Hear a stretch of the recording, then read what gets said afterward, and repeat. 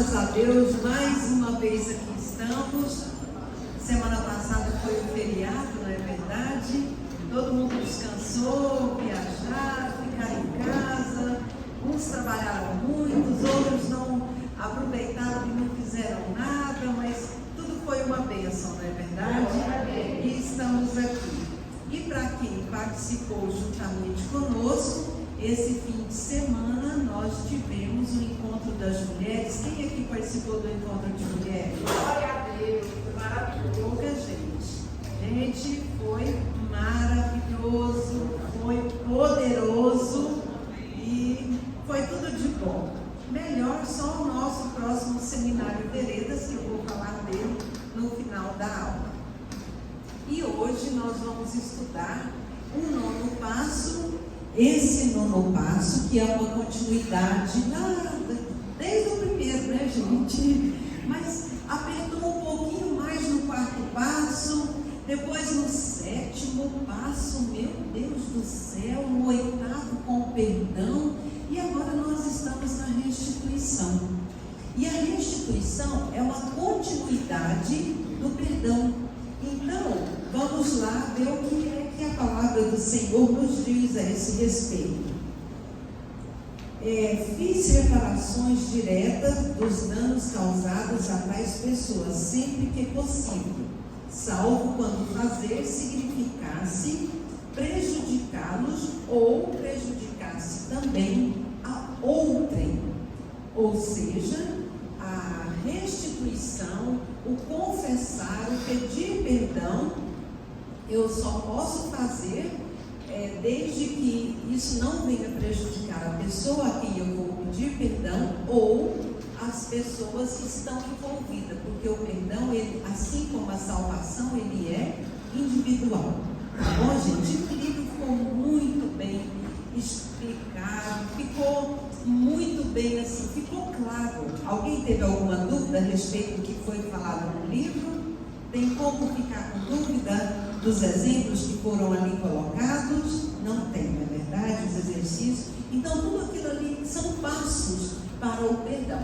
E nós vamos então estar vendo mais detalhado daqui para frente. O versículo base que nós temos está lá em Mateus 5, 23 e 24. Se, pois, ao trazer ao altar a tua oferta, ali te lembrares que teu irmão tem alguma coisa contra ti. É o nosso irmão que tem alguma coisa contra nós, não foi nós que fizemos contra ele. Prestem atenção. O que a palavra de Deus nos diz? Deixa perante o altar a tua oferta, vai primeiro, reconcilia-te com teu irmão, então volta e faz a tua oferta. Ou seja, eu preciso estar livre das amarras com os meus semelhantes para que o próprio Deus receba a minha oferta. Assim como nós oramos lá no Pai Nosso, perdoe as nossas dívidas, assim como temos perdoado a quem nos tem ofendido. Quem pode orar essa oração de coração livre? Meu Deus, não é verdade? Se Deus fosse nos perdoar da mesma forma que nós temos perdoado aquele que nos tem ofendido, ia ficar muitos quadradinhos na nossa vida sem ser preenchido, concordam? Porque tem muitas coisas que estão guardadas dentro de nós que nós não perdoamos. Não porque não queremos, porque muitas das vezes nós nem conseguimos. E as nossas defesas emocionais nos fazem levar esse acontecimento para uma área da nossa memória existencial que muitas das vezes nós nem lembramos que o nosso irmão tem alguma coisa contra a gente. Então, durante esse ministério, durante o preparar da aula, durante vocês lendo a lição, durante vocês fazendo os exercícios, é que Deus toca, que Deus mostra se tem alguma coisa dentro de nós, para que nós possamos então ir reconciliar com o nosso irmão, voltar e fazer a oferta, e podemos orar ao Pai Nosso com liberdade, de falar: Deus, de fato, me ajuda, né? me perdoa, perdoe as minhas ofensas e me ajude a perdoar aqueles que não me têm ofendido. Para a gente não falar algo que não seja real na nossa vida, né? Sabe por quê? Nós precisamos perdoar para ser perdoados. Porque se nós não perdoarmos, a palavra de Deus diz lá em Mateus, nem tampouco o vosso Pai Celestial vos perdoará a vós.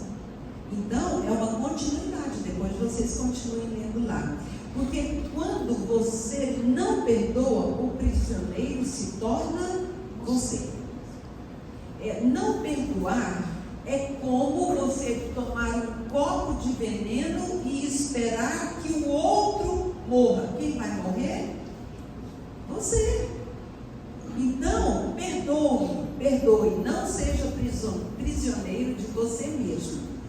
E o caminho para a liberdade, nesse nono passo, a respeito da restituição, ele começa com arrependimento, confissão, perdão e a própria restituição.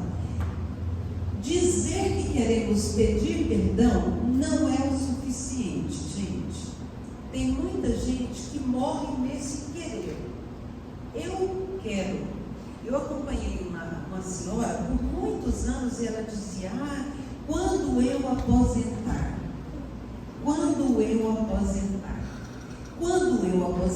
eu vou ajudar ela gostava muito de crianças. Ela falou: eu vou trabalhar em orfanato, eu vou doar o que eu sei, eu vou acolher essas crianças. E ela era muito amorosa. Ela aposentou, recebeu a primeira aposentadoria, só, entendeu? Não teve tempo. Por quê? Porque partiu, né? Um moço que eu também acompanhei durante muitos anos, ele dizia assim: meu pai convidava ele para poder ir para a igreja junto com a gente, né? Ele possuía alguns vícios, e ele dizia assim: amanhã eu vou. E meu pai não tinha vergonha de convidá-lo insistentemente todas as vezes que ele encontrava com ele.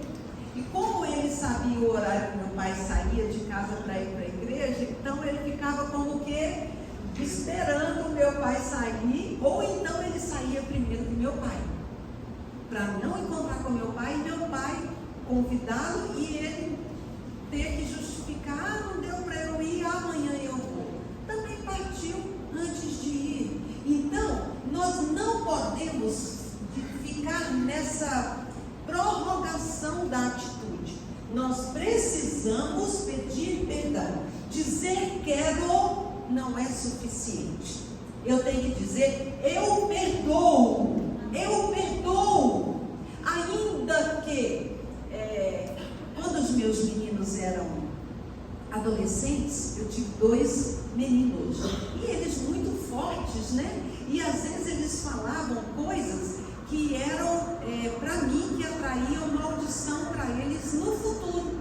E eu falava assim: essa palavra não tem vigor sobre a sua vida, pede perdão agora dessa palavra. Não vou pedir perdão.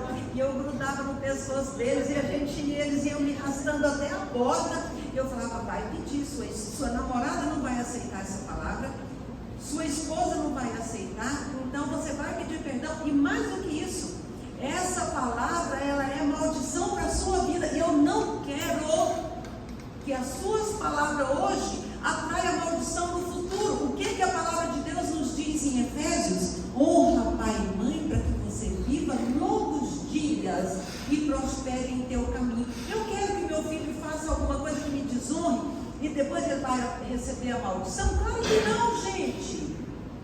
Eu falava: pode pedir perdão. Eu vou pedir da boca para fora. Pede da boca para fora, porque da boca para fora eu pego a sua palavra. E aí ela tem validade. Aí ele pedia perdão e eu orava: agora vai, em nome de Jesus, você está liberto dessa palavra, você está abençoado dessa palavra, não tem poder sobre a sua vida. Isso é um ensinamento para você, futura mamãe. Aqueles homens arrumam lá já na porta do elevador, os pés arrastando. Tá bom, mãe, tá bom. É assim mesmo, meu filho. E é assim. Ou nós formamos os nossos filhos, ou o mundo deforma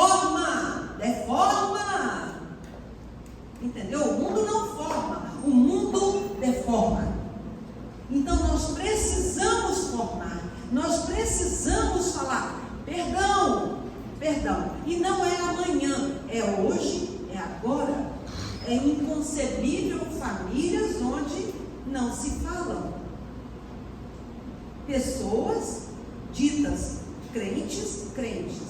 Crente, gente, crente quer dizer assim, alguém que crê em Deus, tá? Cristão não. Cristão quer dizer seguidor de Cristo. Cristão é aquele que tem uma postura genuinamente cristã. Agora nós temos no nosso meio muitas pessoas que professam o nome do Senhor, creem em Deus, mas que as suas atitudes negam o cristianismo, tá? Então, muitas pessoas não têm o cristianismo como estilo de vida.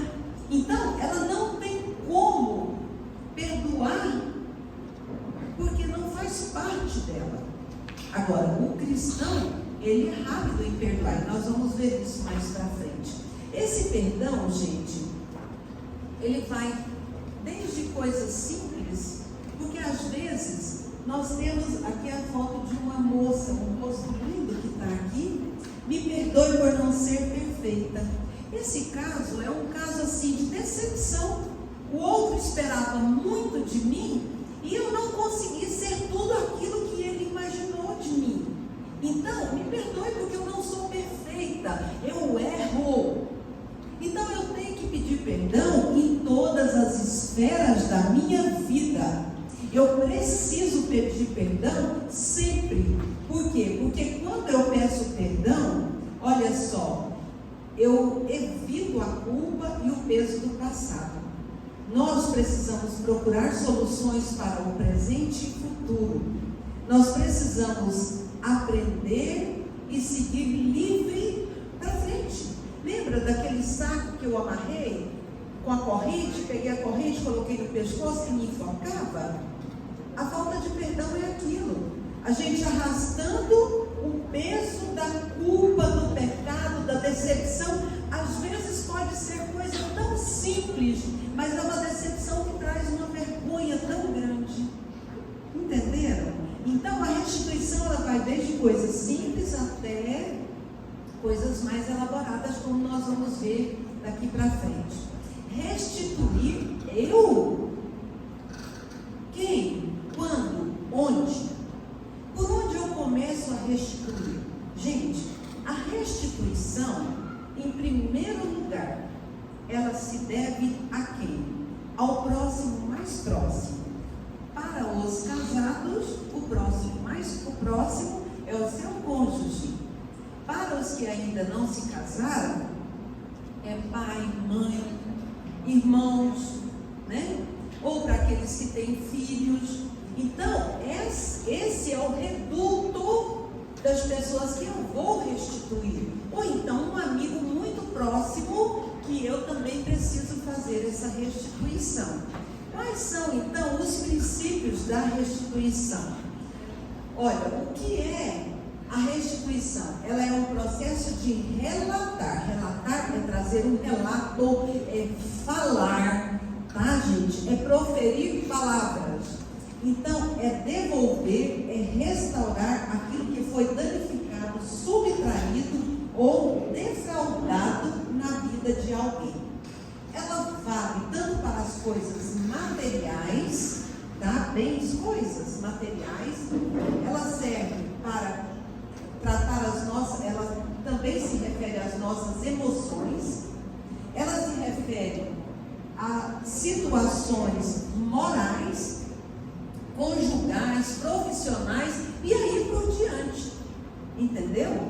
Tudo isso se refere à restituição. O pecado pessoal, quando eu peco contra alguém, eu devo fazer a minha confissão diante do lesado, do ofendido. Quando o pecado é público, se confessa o pecado publicamente. Essa é a mais poderosa arma de libertar a quem, gente? Liberta quem? Me fala. A nós mesmos.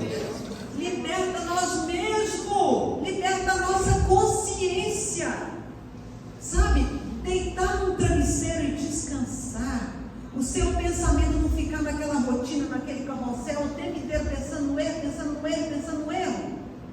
É a forma que nós temos de confessar, é o que nos liberta. Está aqui, ó. Este é o princípio mais difícil de praticar.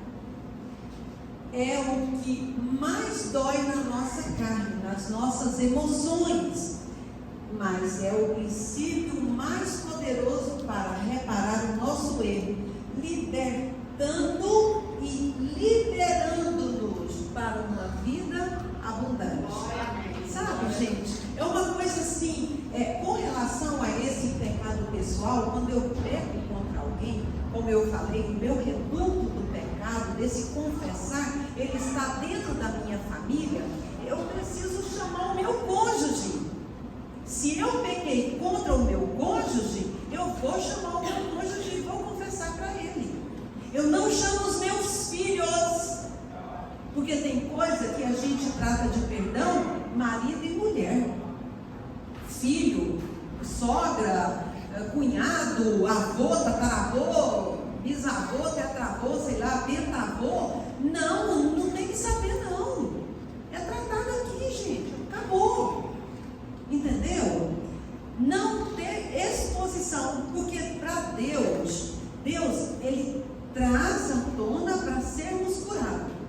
O diabo não, tá? O inimigo de nossas almas, ele traz à tona para que traga vergonha entre nós, para que traga exposição.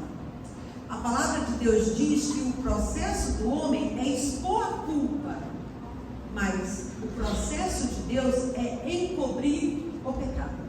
Entenderam? É um versículo que diz assim, eu não sei onde está escrito, mas está na palavra.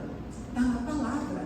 A glória de Deus é ocultar, é cobrir. Tanto é que o sangue de Jesus perdoa, ele cobre todo o nosso pecado. Tanto é que Deus, quando olha do céu para nós, ele não vê a Teresa diretamente, porque se ele visse a Teresa diretamente, eu seria fulminada pela santidade de Deus. Mas Jesus morreu na cruz para que o sangue dele nos cobrisse e nos libertasse de todo o pecado. Então esse sangue, quando Deus olha do céu, ele vê o sangue de Jesus que me cobre e que me limpa desse pecado. Por isso nós não podemos expor, tá, gente? Não podemos. Um dia teve uma situação que eu acompanhei de uma pessoa, e essa pessoa ficou tão magoada com a outra por umas questões, que ela falou, eu vou pegar a vida dele e vou publicar e vou suicidar. Eu levantei de madrugada, claro, né? Estou lá, Deus, o que o Senhor quer, Jesus? Pega o celular. Senhor, mas não vou pegar o celular, porque se eu pegar o celular, a claridade, vou acordar. Pega o celular. Peguei o celular, caiu a mensagem da pessoa na hora que eu peguei o celular. Pastora, fiz isso, vou me suicidar agora. Tchau. Meu Deus. Peguei o telefone na hora, falei, ligar agora. 3 horas da manhã, falei, mãe, em nome de Jesus, você obedece? Obedeço. Você teme a Deus? Temo. Então você não vai fazer isso. Apaga o que você expôs lá agora. Apaga. Eu nem sei o que ela expôs. Não deu tempo de ver. Porque se eu fosse ver, perderia a vida dela. Falei, apaga agora. Apaga. Senta na sua cama, apaga. Você tem outro celular? Tem. Tem outro computador? Tem. Senta lá, apaga. Apagou. Agora vamos conversar? Vamos. Não suicidou, gente. Glória a Deus. Gente, a falta de um perdão do miserável que nem mora aqui no Brasil. A falta de um perdão ia matar uma pessoa. Você entendeu? Por que eu vou permitir uma circunstância dessa chegar a esse ponto? Isso é alerta para mim e para você. E é alerta para você com seus filhos, para você com a sua família. Esteja atento aos sinais. Ninguém da família dessa jovem senhora ficou sabendo, ficou nós duas apenas.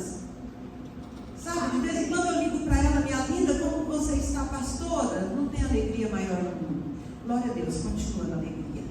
Está crente, servindo ao Senhor. Sabe, gente, é isso que nós precisamos, e tudo isso falta do quê? Do perdão.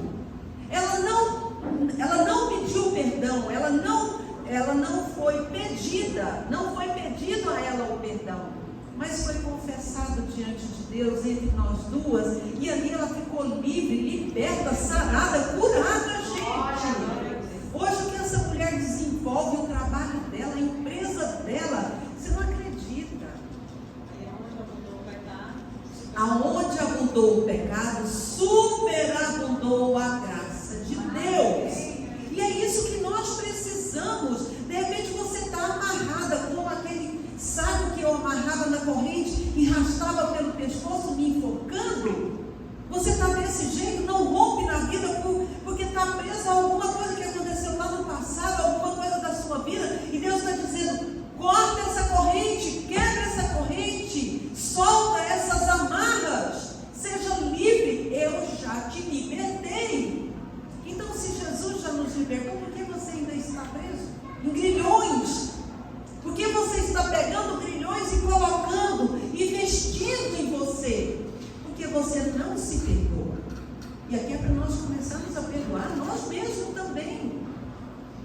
De repente você é a pessoa que precisa de pedir perdão para você mesmo, tá? Isso aqui não é só para o de fora, não, é para mim e para você aqui pessoalmente também, tanto dos erros que a gente comete quanto dos pecados que a gente traz e amarra dos outros para a gente, tá bom? Pecado publicamente, gente, eu vi uma vez na minha vida um pecado ser confessado publicamente. Eu vi. E foi uma coisa tão linda. Eu não sei, o pecado não foi confessado, perdão. O pedido de perdão foi ali exposto diante da igreja. Era uma santa ceia. Nós não morávamos aqui, nós morávamos em São Luís do Maranhão. Era uma santa ceia. E durante a ceia, o nosso pastor, na hora de trocar o cálice, nós levamos esse costume nosso aqui de trocar o cálice, e para essa igreja que nós congregávamos lá, pastoreávamos juntos. Aí o pastor falou assim: olha, antes de nós trocarmos um cálice, tem um irmão nosso aqui que quer pedir perdão. Aí eu pensei, coisa simples, né? Ok, ele vai pedir perdão de alguma coisa. Esse irmão subiu no altar da gente, púlpito, palanque, coisas. Altar é do Senhor. Então aqui é um lugar santo, aqui é um altar. Aquele jovem senhor subiu no altar e falou: eu quero chamar aqui, e colocou umas 12, 15 pessoas. Ele falou assim: você que está aqui, a igreja lotada. Ele falou: você que está aqui pode não saber o que está acontecendo se você chegou, acho que há 10 anos, 6 anos atrás, alguma coisa assim. Mas essas pessoas que estão aqui, elas representavam e representam a igreja naquela época. E eu pequei contra a igreja. Eu pequei. E eu estou aqui para pedir perdão. Aí ele falou, nome por nome: você me perdoa, você me perdoa. Ele estava ali fazendo uma restituição para cada uma daquelas pessoas diante da igreja e primeiramente diante de Deus. Foi um pedido de perdão, a coisa mais linda. Eles trocaram o cálice, se abraçaram, choraram. Eu não sei o que foi que aquele irmão fez, nunca procurei saber, e nem preciso. Não seja curioso, a curiosidade matou o gato. Não seja curioso em querer saber o que foi que a vida do outro, o que foi que aconteceu. Se Deus não te revelou, irmão, acabou. Acabou. Não vá procurar mexer, saber o que está acontecendo. Simplesmente receba. Eu ali era a igreja, eu recebi o perdão daquele irmão também. Meu irmão está perdoado em nome de Jesus. Ora, eu estava ali com a igreja, se todos concordaram, eu também fazia parte daquele povo. Entenderam? Sim. É muito importante nós trazermos referências bíblicas para isso que a Teresa está dizendo. Nós temos algumas referências para nós pensarmos um pouco. A primeira referência, que talvez seja das mais fortes que nós temos, que na última Santa Ceia, duas pessoas erraram. Não foi Judas. O próprio Senhor Jesus falou: você vai e faz o que tem a fazer. Ele pecou contra Deus. Ele poderia ter arrependido? Sim. Da mesma forma que o ladrão na cruz, um arrependeu, outro não. Nós também temos Pedro, que levou o Senhor Jesus, que andou com ele, que defendeu ele, que brigou com ele. E o que aconteceu com Pedro? Se arrependeu. Por que eu estou dizendo isso? Porque na verdade a nossa vida é de decisões. Nós só vamos chegar aonde nós queremos chegar. A Bíblia traz alguns conceitos. Se você observar, a maioria das vezes que o Senhor pregou, Ele falou assim: vai e não peques mais. A salvação, ela estava indexada à liberação do perdão. Vocês já entenderam isso? Às vezes nós estamos presos ao passado. Nós estamos presos a circunstâncias de nossas vidas que nos impedem de alcançar a salvação. Quando eu falo salvação, salvação em todas as áreas da nossa vida: emocional, familiar, pessoal. Porque o maior, vamos dizer assim, prejudicado em tudo isso somos nós mesmos. E muitas vezes nós temos dificuldade de perdoar, sabe quem? A nós mesmos. Deus já liberou perdão, Deus já deu o melhor para as nossas vidas, e às vezes nós ficamos nos culpando, o inimigo fica soprando a nossa vida, a gente fica dando atenção a isso. Pense nisso. Nós estamos falando sobre restituição. Deus quer criar um novo na sua vida. Glória a Deus. Deus quer fazer um novo na sua vida. Ele deixou exemplos bíblicos. E a gente insiste em errar. Queremos ser Judas ou Pedro nessa noite? Pense nisso. Os dois têm a mesma oportunidade. E as opções é eu e você que escolhemos. A Teresa está ministrando, está trazendo para vocês o conhecimento, a visão daquilo que nós podemos fazer e como seremos livres daquilo que nos aprisiona, daquilo que nos impede de romper, daquilo que são as amarras que estão sobre as nossas vidas. Agora a decisão é de cada um de nós. A restituição vem a partir do momento que eu decido a mudar a minha vida. E como nós vamos fazer essa restituição? Caso seja uma ofensa, reconheça o erro, arrependa de ter praticado, pedindo o quê? Perdão à pessoa ofendida, como está descrito lá em Lucas 15, na parábola do filho pródigo. Levantar-me-ei e meter com meu pai e falar com ele. Teve uma decisão. Ele tomou uma decisão. Pai, pequei contra os céus, pequei contra ti. Ali é o pedido de perdão. Então, eu preciso, caso seja uma ofensa, eu preciso retornar e refazer essa proposta de vida, se eu ofendi alguém. Caso seja um prejuízo, o arrependimento será mostrado pelo ato da restituição material. Como naquele filme Quarto de Guerra, lembram? Que o moço, ele roubava, era um representante comercial, ele roubava. Quando ele se converteu, ele veio à realidade, ele falou: olha, eu tenho que devolver. O que eu roubei, eu preciso devolver para a empresa. Ainda que isso significasse a exposição dele próprio. Zaqueu, ele né? Próprio, Zaqueu. né? Restituo 4 vezes. Zaqueu também falou isso. Eu restituo 4 vezes mais. Né? Então, se eu causei algum prejuízo, eu tenho que devolver. Esse é um sinal de arrependimento, como está lá escrito em Números 5, versos 6 e 7. Agora, antes de fazer o reparo do dano que eu causei, eu preciso ficar livre, da ira ou do ressentimento que eu carrego. Sabe qual que é essa ira? Qual que é o ressentimento?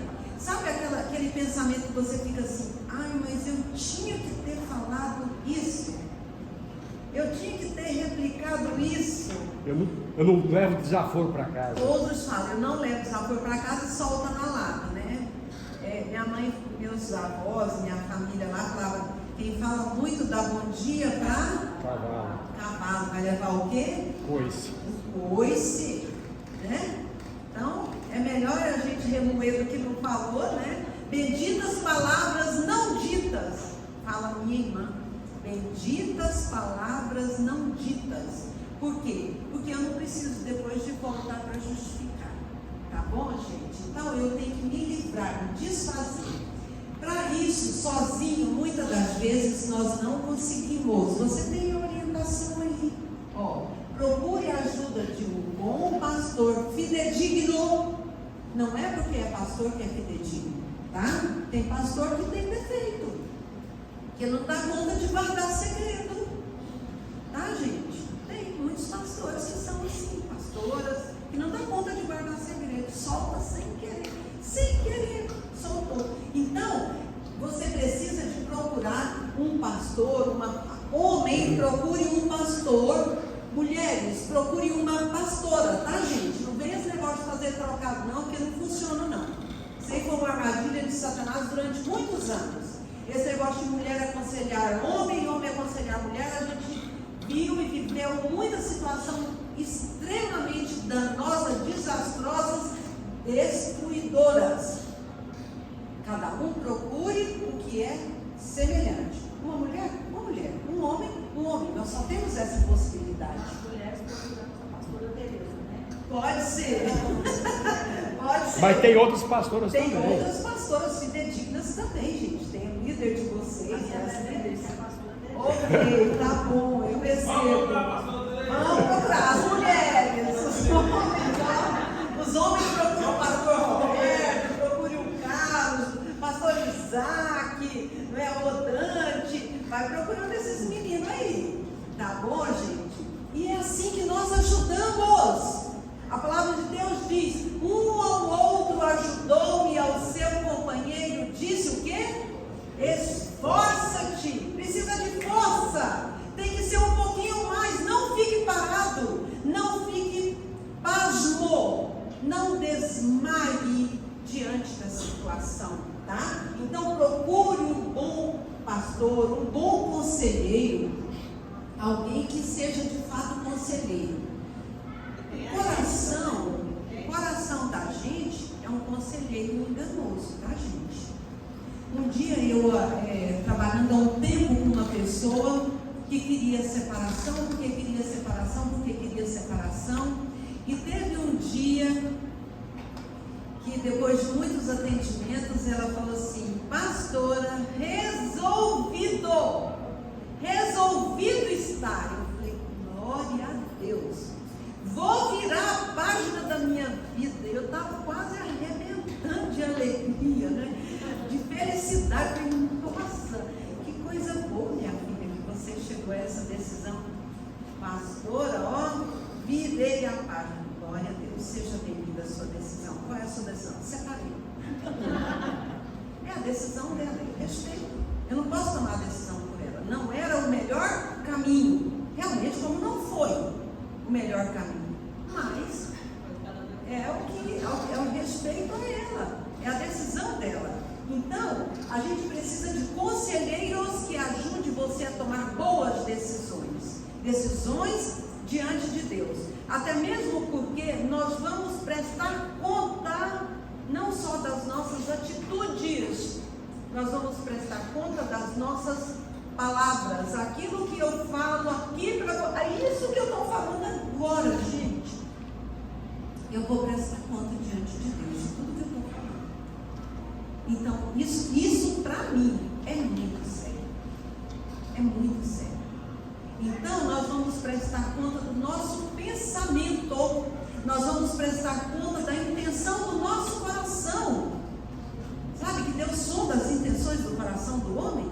Então, nós vamos prestar conta disso aí, das nossas intenções, aquilo que muitas vezes você esconde até de você mesmo. Nós vamos prestar conta disso. Por isso, nós precisamos desse conselheiro, para que nós possamos abrir a boca e falar. Provérbios 23 nos fala assim: aquele que confessa e deixa, alcança misericórdia. Glória a Deus, alcançou a misericórdia do Senhor para a salvação. Tiago 5,16, gente, olha a distância de Provérbios até Tiago 5,16. O que a palavra nos diz? Quem confessa e deixa. Confessai os vossos pecados uns aos outros e orai uns pelos outros para que você seja curado.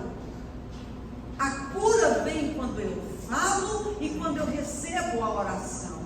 Até então eu só sou salvo, eu só alcancei a misericórdia de Deus e estou doente, estou machucado, estou ferido.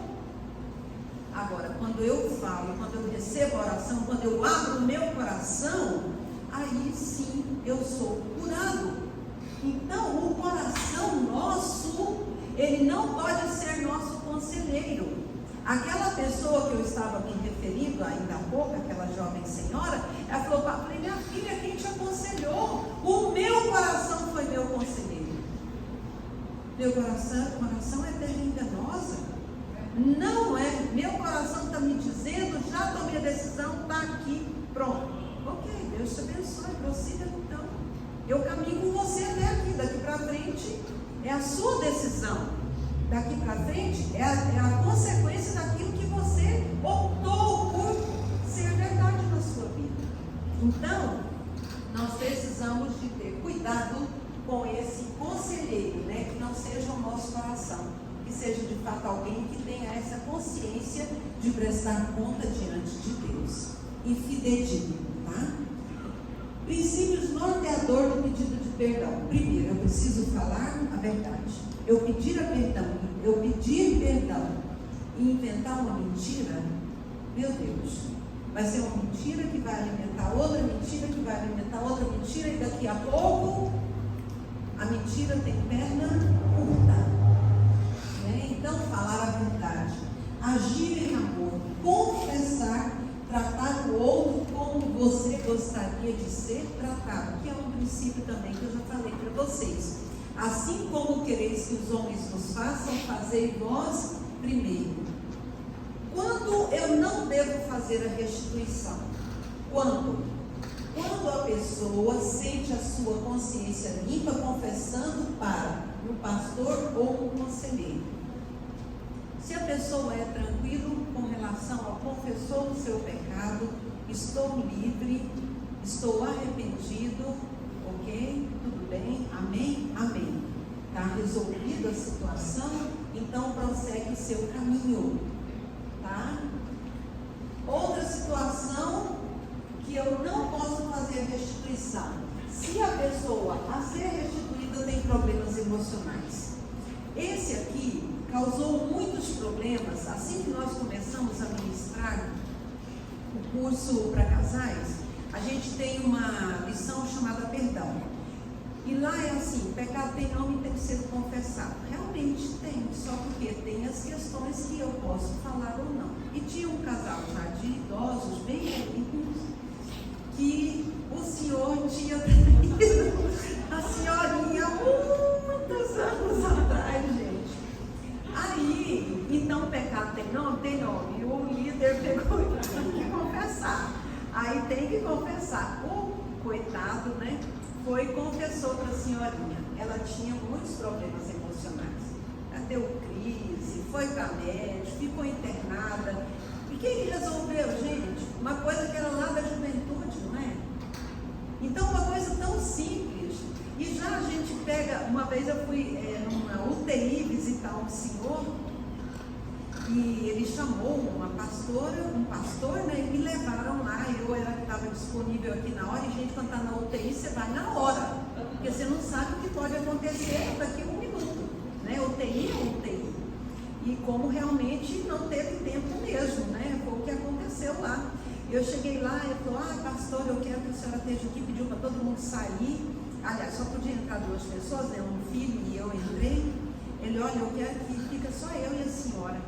Aí eu: pois não. Aí o filho saiu. Ele falou: olha, eu quero pedir perdão pelos pecados da minha mocidade. Gente, eu achei tão bonitinho aquilo. Pedir perdão pelo pecado da minha mocidade. Ele estava falando aqui para mim, gente. Não, tinha que dar para ser neta dele.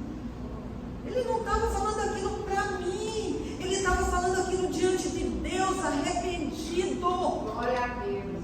Sabe, Ali ficou o perdão dele. Perdão, pastora, estou livre. Tá, minha filha? Você está livre, irmão. Você está livre em Cristo Jesus. E sabe, foi lindo aquele processo ali de cura, de restauração daquele vozinho. E aquele vozinho partiu para a eternidade com esse pedido de perdão. Não deu tempo, gente. Vocês não de ver? Que coisa linda. Então, a gente tem que ser sábio. Eu não posso fazer restituição ou contar para a pessoa simplesmente por contar. Uma coisa que já aconteceu há tantos anos. Vamos trabalhar isso aqui entre nós. Sabe? Hã? Vai fazer danos. Isso. Foi peso. Isso trouxe sofrimento. Agora, se você é uma pessoa recorrente, que vive no pecado, que vive na prostituição, irmão e irmã, misericórdia. Sangue de Jesus tem poder de você. Sangue de Jesus tem poder de nós, tá, gente? De nós. Um dia eu fazendo uma campanha, eu leio Provérbios todo ano. Todo ano eu leio Provérbios. Janeiro tem 31 dias, Provérbios tem 31 capítulos e eu leio todos os dias.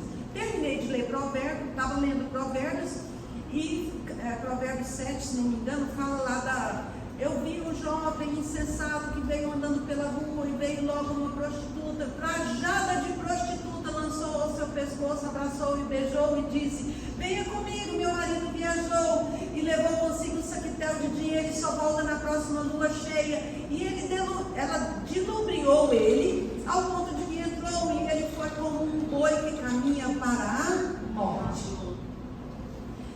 E aí pronto, eu peguei aquele e tô lá: Deus, misericórdia, Senhor Jesus tem poder, Jesus, guarda meu marido, guarda meus filhos, guarda as minhas noras, guarda a minha vida. E tô lá orando.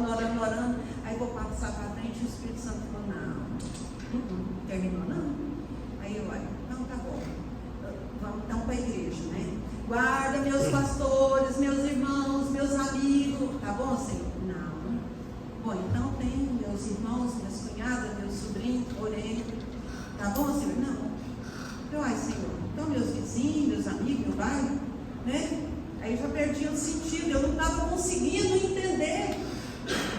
Aí o Espírito Santo falou assim para mim: quem é a prostituta ou o prostituto? Ah, Senhor, é a mulher que vem para poder tomar meu marido, meu filho, das mulheres dele,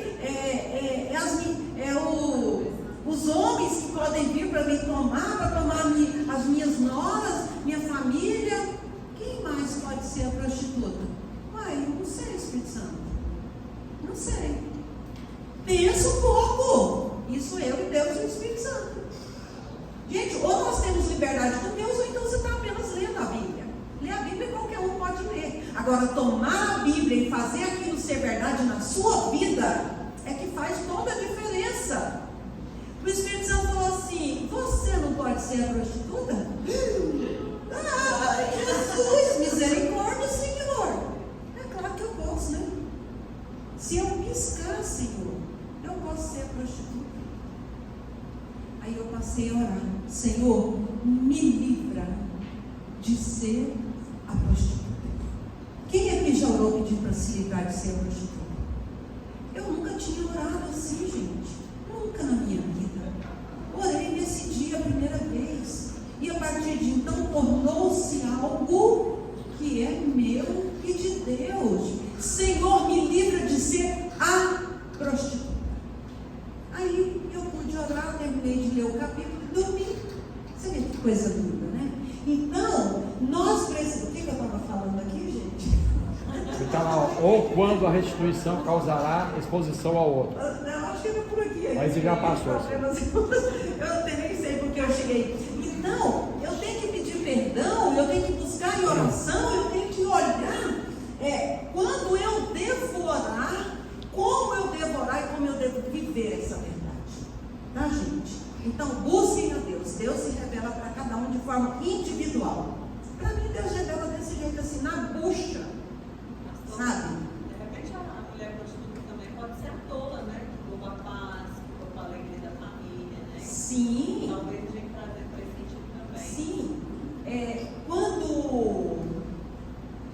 no outro slide que eu ia falar, quando que eu vou. Deixa deixa eu voltar aqui. Aqui, caso seja uma ofensa, como que eu vou restituir uma ofensa? Ofensa é alguma coisa que eu faço que ofendeu o meu cônjuge, meu filho. De repente, você ofende o outro e nem vê. Você passa por cima. Lembra daquela irmã que levou a plantinha? E eu falei, nossa, isso aqui não é o feijão? E torci o feijãozinho, que era o feijãozinho dela. E ela gritava que matei o feijãozinho. Matei mesmo, emocionalmente. Eu matei o feijãozinho, que não era feijão, era uma praga qualquer, mas era o feijãozinho dela. Então, nós precisamos pedir perdão das ofensas, como? Mudando de atitude. Mudando de atitude. Marido e mulher, observe o seu comportamento. Qual é a identidade sua dentro da sua casa? Qual é a identidade sua, mulher, dentro da sua casa? Qual é a identidade da sua família? Tem gente que leva a vida assim, nem sabe o que é a identidade. Sabe identidade porque pega a identidade e mostra para os outros. Não é essa identidade. É como você é conhecido pela sua postura, pelo seu padrão. Nós, eu e o Roberto, decidimos, desde quando nós casamos, na nossa casa não existe grito. É uma identidade nossa, familiar. Não existe grito na nossa casa, a não ser de alegria, risos. Aí sim, grito de excomungar, grito de xingamentos, grito de mandar menino calar a boca, de vem aqui, nunca, jamais.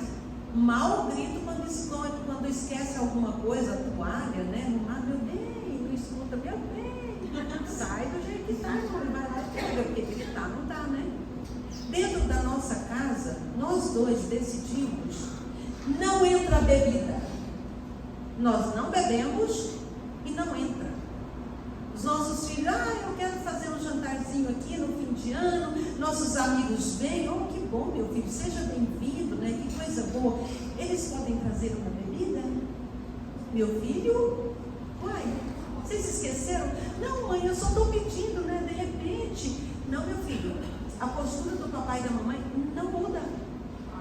Sabe por quê, gente? O que eu tenho visto e que eu estou assim, eu estou esbabacada, meu bem, nem comentei com você ainda.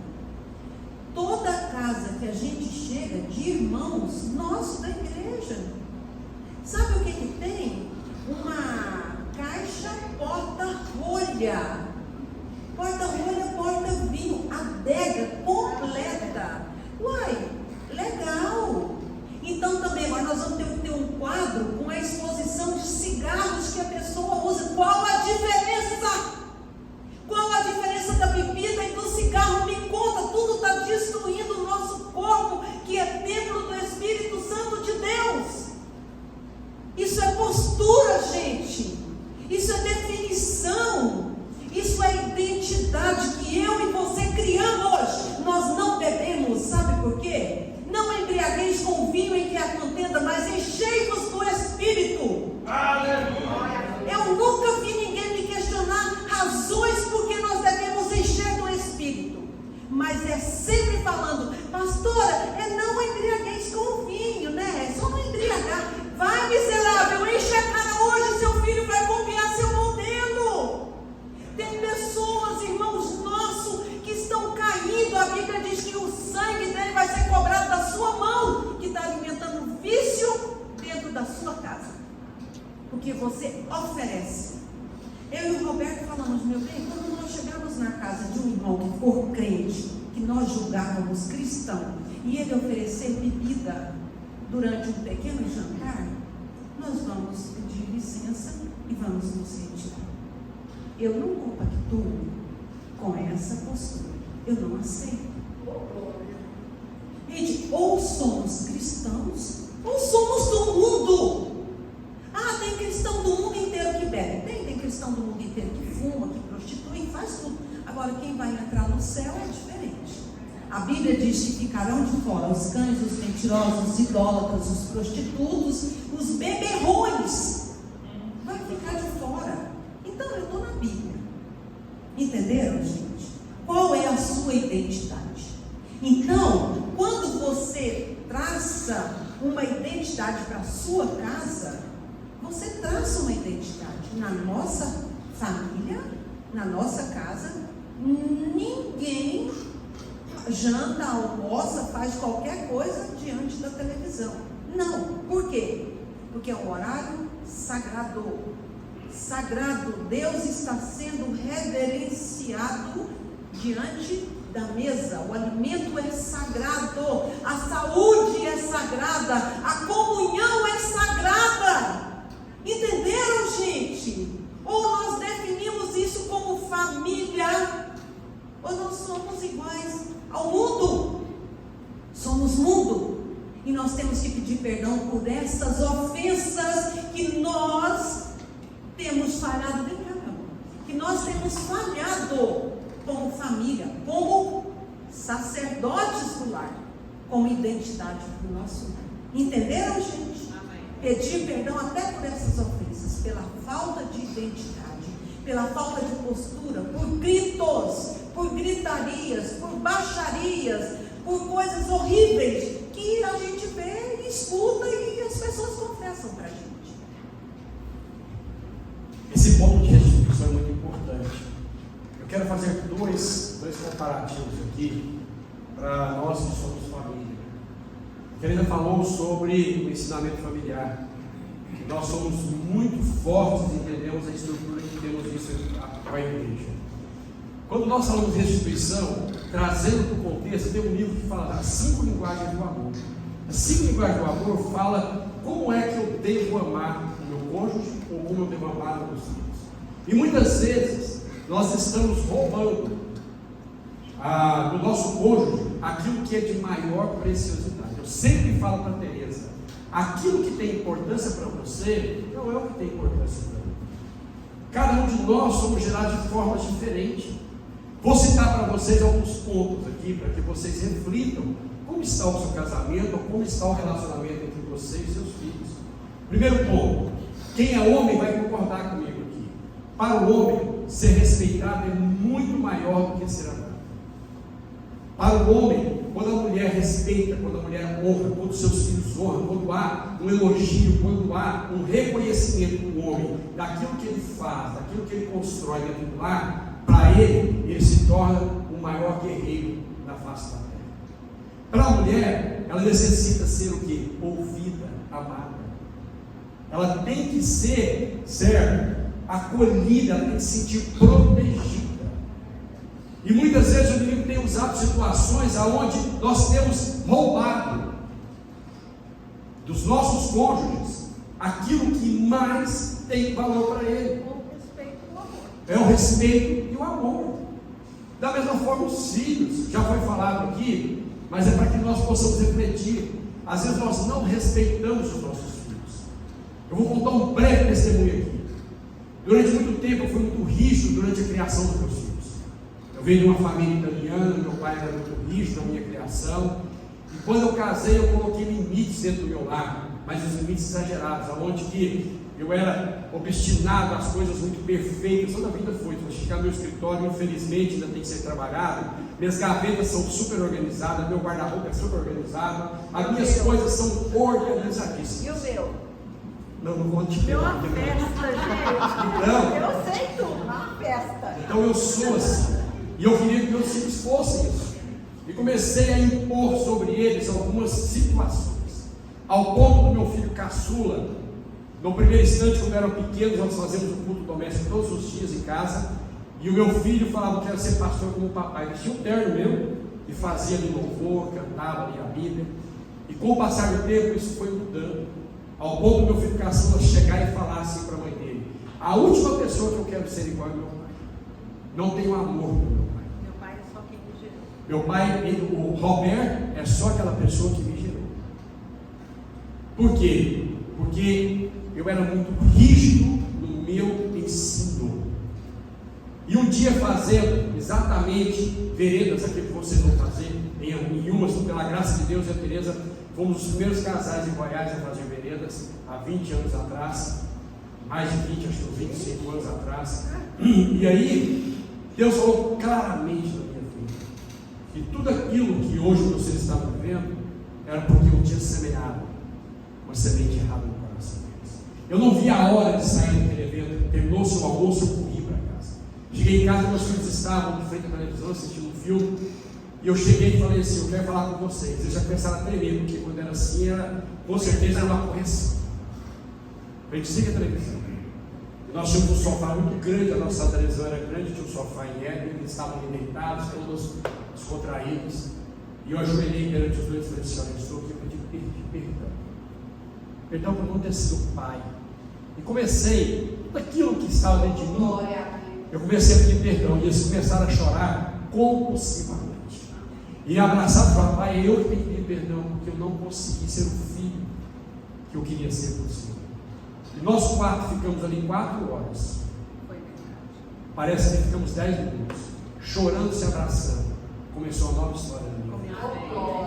Hoje, os meus filhos têm em mim a referência. Eu posso falar isso porque eu cheio, porque eu escuto isso de todos os lugares que eu vou. E eles falam assim: eu queria ser pelo menos igual ao meu pai. Isso com o pai não tem preço. Só quem é pai sabe o que eu estou dizendo. Não tem preço de saber que você é referência para o seu filho. Mas lá atrás eu tive que fazer a restituição. Eu tive que pedir perdão e reconhecer que eu estava errado como pai na minha criação. Não tenho vergonha quantas vezes pedir perdão para essa mulher pelas atitudes erradas que você tomou, impensável.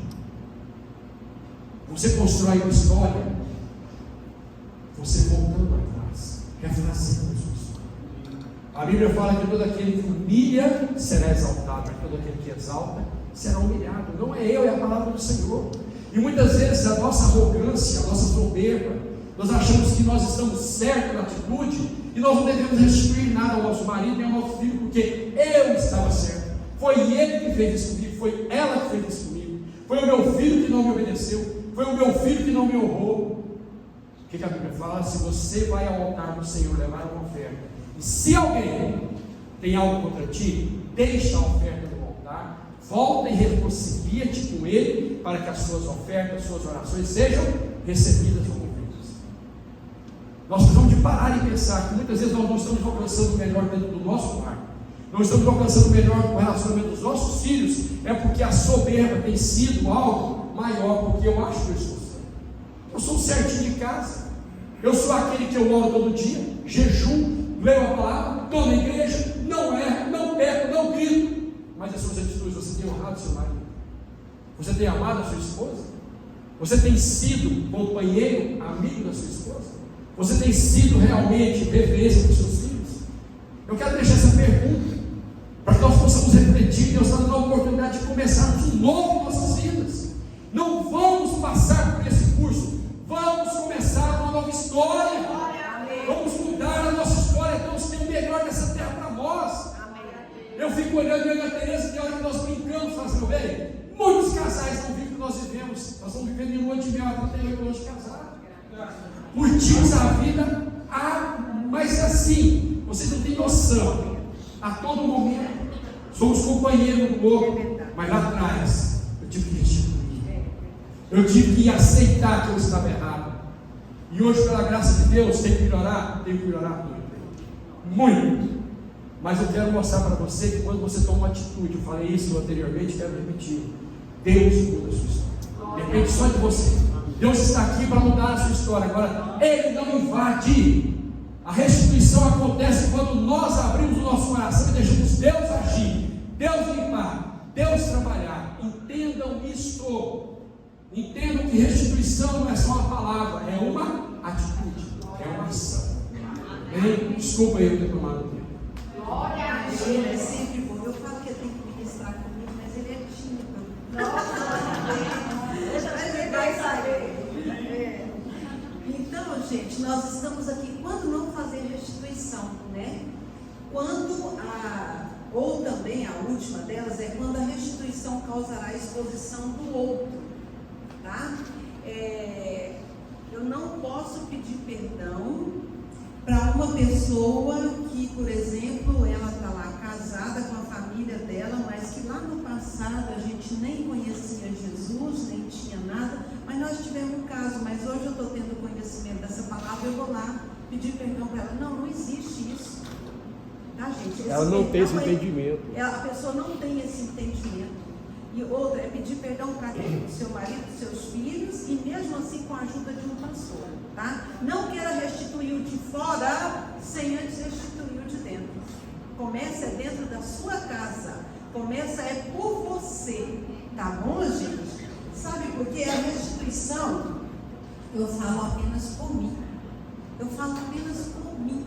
Eu não posso, de forma alguma, falar alguma coisa que expõe o outro. Ah, eu fiz isso, mas quem me ajudou a fazer isso foi o fulano. Tinha duas pessoas, era eu e o outro, então o outro foi junto, entendeu? Então, nós temos que saber orientar as pessoas. Uma vez orientei uma pessoa que veio, pediu perdão e tal, diante de Deus, estava perdoado. Eu falei, está perdoado, diante de Deus está perdoado, mas diante da justiça você é devedor. Vai diante da justiça e confessa o seu erro. Para a justiça é erro, diante de Deus é pecador. Então, diante de Deus você está perdoado, mas diante da sociedade, diante da justiça, você é devedor. Vai e conserta com a justiça. Então, gente, nós temos que saber fazer essa orientação, tá? A restituição, na restituição eu falo apenas por mim. Então, se você, essa restituição, gente, nós já ministramos tantas aulas, que a pessoa quando saía daqui, ela falou, pastora, eu não aguentei, eu saí da aula e eu fui bater lá na casa do meu irmão, cheguei lá e bati na janela dele lá, ele, que foi? O que foi que aconteceu? Aconteceu alguma coisa com o nosso pai? Não aconteceu não, eu vim aqui pedir perdão. Quantos anos aqueles irmãos não se falavam e ele não suportou o peso que ele descobriu que carregava e foi correndo pedir perdão. Então eu estou falando isso, é irmão, é pai, é mãe, é o cônjuge, é filhos, como o Roberto colocou. Tá bom, gente? É gente próxima. Então, se você tem que fazer restituição, busque ajuda primeiro, para depois ir fazer essa restituição. Como eu falei para vocês, Provérbios 14:9 diz: o justo tem boa vontade para reparar o pecado cometido. O justo. Você é justo? Aqui. Ele tem boa vontade. Outras versões diz, ele tem boa disposição. Ele é disposto. Ele não fica parado. No livro fala exatamente tudo, gente. Eu não vou falar mais, porque já venceu o nosso tempo. E é isso aqui. Resume-se tudo nesse versículo.